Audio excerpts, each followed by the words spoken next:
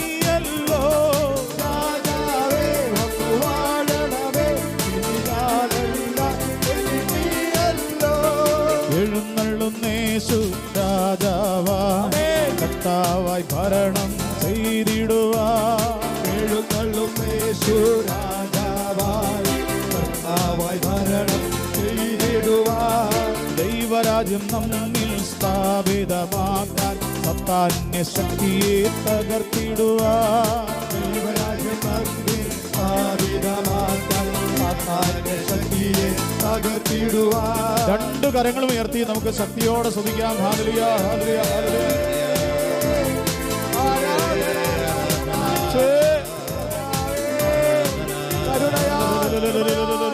അഭിഷേകത്താൽ hallelujah.